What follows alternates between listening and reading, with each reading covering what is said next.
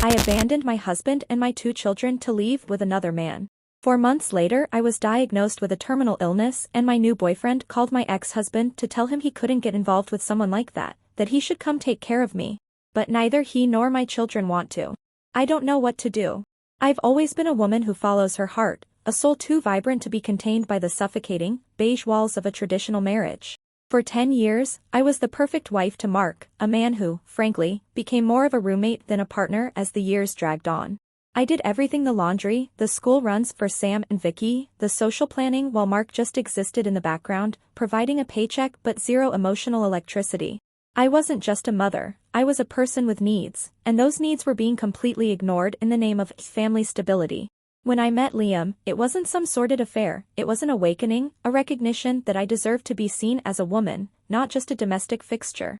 Liam was everything Mark wasn't: spontaneous, passionate, and appreciative of the light I bring into a room.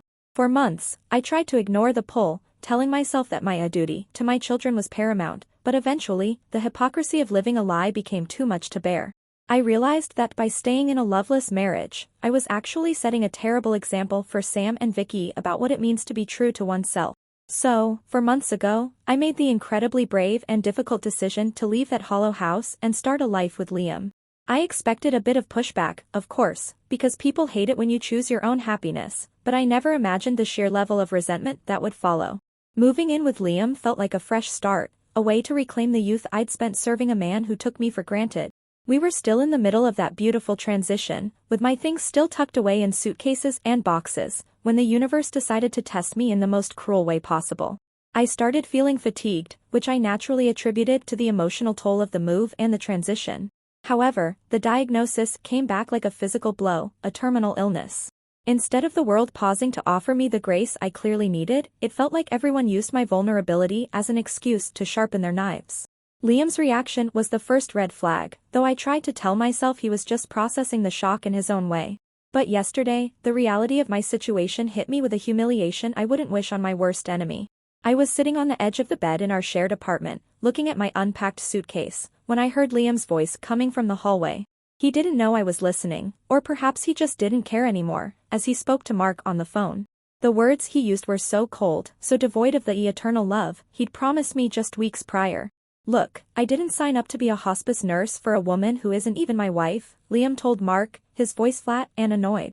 He actually had the audacity to suggest that because Mark had shared a life with me for a decade, it was his responsibility to come and deal with this. I felt like a piece of faulty equipment being haggled over by 2 disinterested buyers. Liam didn't see a dying woman who had sacrificed her entire previous life to be with him. He saw a burden that he wanted to outsource back to the man he'd helped me leave. But as bad as Liam's betrayal felt, Mark's response was the true revelation of his character or lack thereof. Mark didn't express concern for the mother of his children, he didn't even ask how much time I had left. He simply told Liam the return policy expired the moment she walked out the door, and hung up.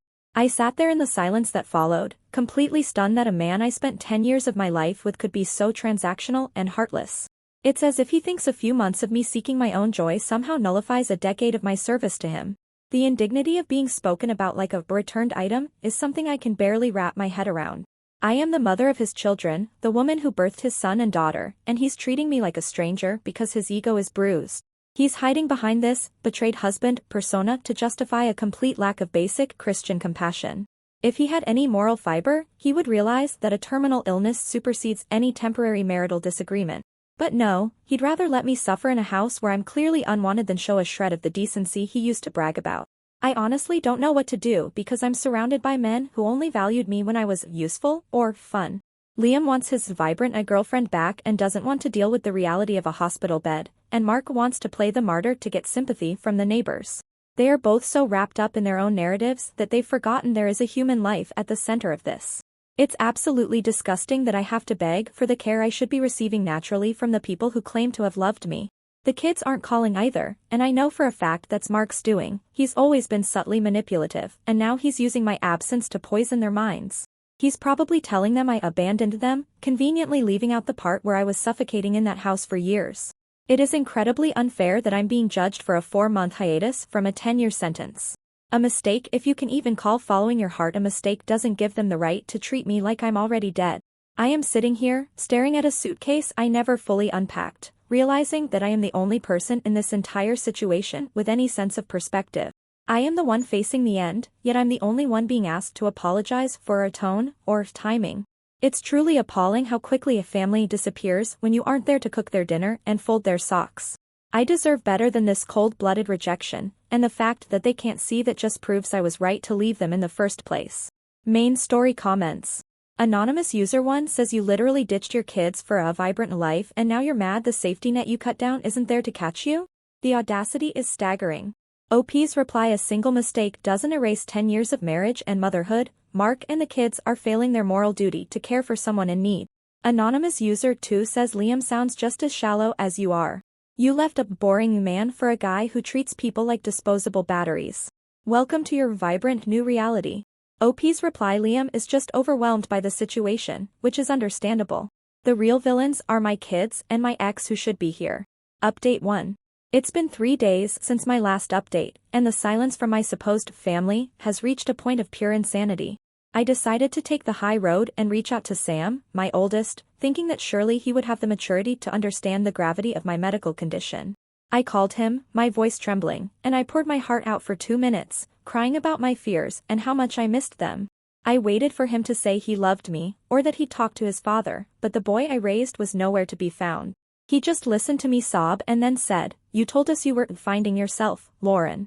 Hope you found her, because we don't know who you are anymore," and then he just hung up. I am absolutely appalled by that response. It is a direct reflection of the poison Mark has been feeding him. I raised Sam to be a compassionate, respectful young man, and to hear him use my own words against me while I'm suffering is heart-wrenching. It's so obvious that Mark has spent every waking hour since I left turning my children into cold, unfeeling weapons to be used against me. Where is the respect for parents that is supposed to be the foundation of a decent home? I am his mother, the woman who gave him life, and he's treating me like a stranger because he's been brainwashed into a victim mentality by his father. It's just so incredibly typical of Mark to use the children as pawns in his petty game of revenge. He knows I'm at my weakest, and instead of being a man and dealing with me directly, he's hiding behind the kids' hurt feelings. Those children should be taught that family comes first, regardless of the circumstances, but instead, they're being taught how to be heartless. I am the one with a terminal diagnosis, yet everyone is acting like they're a trauma from me moving out is the headline story. It's a complete inversion of reality, and I am the only one suffering the consequences of their collective ego. I've tried calling back, but my number is clearly blocked, which is another classic Mark move, controlling the flow of information so I can't defend myself. He wants them to remember me as the woman who left, not the mother who is currently dying and needs them. It's a level of cruelty I didn't think he was capable of, but I guess losing his domestic servant really brought out his true colors. I am sitting in this apartment, feeling more alone than ever, while my own flesh and blood are being instructed to hate me. It's absolutely disgusting that a terminal illness isn't enough to break through their wall of manufactured spite. Update 1 comments. Anonymous user 1 says your son isn't brainwashed, he's just done. You told them they weren't enough to make you stay, so why should they be enough to help you die? OP's reply: he's being taught to be a heartless person by his father, and it's devastating to see him lose his moral compass like this. Anonymous user 2 says the indignata energy here is off the charts. You're still calling them a pawns, because they won't let you back in after you blew up their world? OP's reply: I am the one dying. Their feelings don't compare to a terminal illness, and any decent person would know that. Update 2. It's been 1 week since my last update, and things have gone from bad to absolute catastrophe. Liam, the man who supposedly couldn't live without me 4 months ago, sat me down this morning and told me I have 48 hours to find a permanent arrangement. He had the nerve to look me in the eye and say he couldn't handle the negative energy of my illness in his space anymore. He actually said that he didn't sign up for this, which is funny because I remember a lot of talk about, in health and in sickness, when he was trying to get me to leave Mark. I packed that same suitcase I never fully emptied, feeling like a ghost in my own life, and drove back to the only place I ever called home. I sat in the driveway of my old house for 3 hours, just staring at the front door, waiting for someone to realize I was there. I saw Mark peek through the blinds. Our eyes met for a split second and I thought, finally, he's coming out to help me. But instead of opening the door, he closed the blinds, and 10 minutes later, a police car pulled up. Mark actually called the non-emergency line to report a suspicious vehicle idling in his driveway. He wouldn't even step out to ask if I was okay, or to tell me to leave. He treated the mother of his children like a common loiterer. The humiliation was unbearable as the neighbors started coming out onto their porches to watch the scene. I had to explain to two young officers that I was just trying to talk to my husband, and they looked at me with that pitying expression that makes me want to scream. Mark sat inside that house with my children, watching me be humiliated from behind a curtain, and didn't offer a single word of support. It is a disgusting way to treat the woman who gave him a family and 10 years of her life. He's so obsessed with boundaries that he's completely lost his humanity. I feel so judged by everyone in that neighborhood, people who used to come over for barbecues and birthday parties. Now I'm just a suspicious vehicle to them because Mark has successfully rebranded me as a villain. I just wanted to be cared for by the family I built, the family I spent a decade of my life sustaining. Instead, I'm being driven away like a stray dog. It's an incredible irony that I left for love, and now I'm being discarded by a coward like Liam and persecuted by a bitter man like Mark. Update 2 comments. Anonymous user 1 says calling the police was a pro-gamer move by Mark. He owes you zero access to his property or his life after what you did. OP's reply: it's a disgusting way to treat the woman who gave him a family. He's using the law to avoid his moral responsibilities. Anonymous user 2 says Liam is doing exactly what you did to Mark, only he's doing it faster. You left when it was convenient for you, he's leaving when it's inconvenient for him. OP's reply: it's completely different. I left for love, he's leaving because he's a coward who can't handle real life. Update 3. It's been 2 weeks since my last update, and I've reached a level of desperation I never thought possible. I went to our local church, the place where we were married and where the kids were baptized, hoping the pastor would intervene. I thought surely the community would remind Mark and the kids about the power of forgiveness and the sanctity of the family bond. I sat in Pastor Miller's office and cried, telling him how Mark had called the police on me and how Liam had kicked me out. I waited for him to pick up the phone and demand that Mark let me come home to recover in peace. Instead, the pastor looked at me with this insufferable sad expression and told me he couldn't force a family to welcome back someone who willingly set the house on fire and then asked for a bed when it started to rain. I was absolutely shocked by the lack of mercy coming from a man of God. He actually had the audacity to suggest that my choices had consequences that even a terminal illness couldn't erase. Even the church is turning its back on a dying woman just because I didn't follow their rigid little script for a perfect life. It's so clear that everyone has decided to prioritize judgment over basic human decency. I am currently staying in a cheap motel, watching my limited savings disappear with every passing day. My health is deteriorating, and I'm spending my final days in a room that smells like stale cigarettes and cleaning fluid.